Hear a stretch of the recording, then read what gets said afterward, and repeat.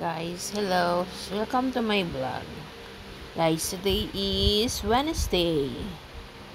Ash Wednesday today, guys.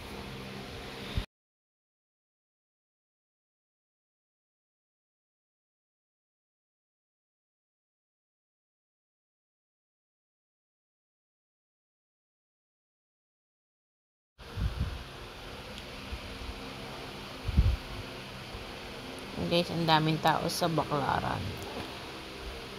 Kanina. Kasi Ash Wednesday and the same time is Valentine's Days, guys. Guys, puno ang simbahan ng Baclaran, guys. Guys, ang dami nagpalagay ng Ashano, as Catholic, yan ang ating ginagawa tuwing Ash Wednesday. Every year natin ginagawa ang Ash Wednesday. Sabi nga nila, tayo daw mula sa abo, kaya pag namatay tayo, magigiring tayong abo. Yun daw yun.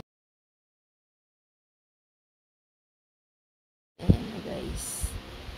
Ang daming tao sa Baclaran ngayong araw, guys. Kasi sineselebrate ang Ash Wednesday, guys.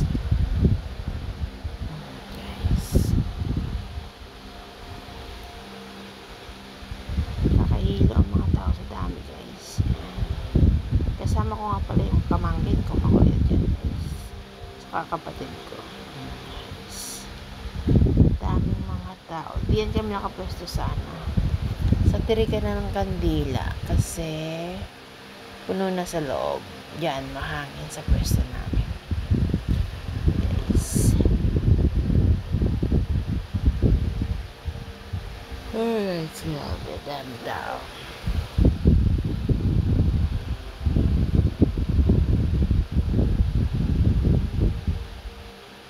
Marami naman laging tao dyan every Wednesday.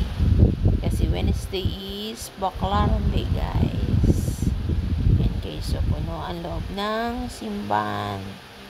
Ang daming tao, guys. Ayan, guys. Naglabasan na sila. Patapos ng Maskas, guys. Holy Eucharist na siya. Ay, naglabasan na sila. Guys. Okay, guys, kumusta ang inyong Valentine's Day? Napagpaabo ba kayo bago kayo nag-celebrate ng Valentine's Day, guys? Nagkasabay pa ang Ash Wednesday sa Valentine's Days na. Nagkasabay pa. Ngayon lang ata nangyari yan. Nagkasabay ang Ash Wednesday sa Valentine's Day na.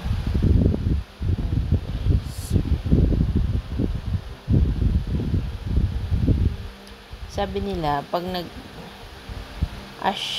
kasano, bawal tayo kumain every Friday ng meat.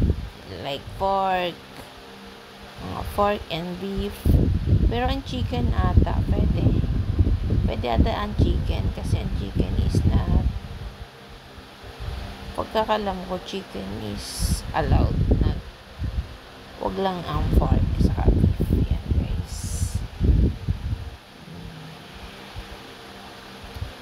So, kailangan natin mag-fasting na rin, guys. Fasting. Guys.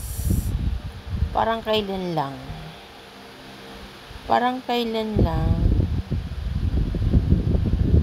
ang Quaresma. Ngayon, Quaresma na naman, guys. Holy Week na naman, guys.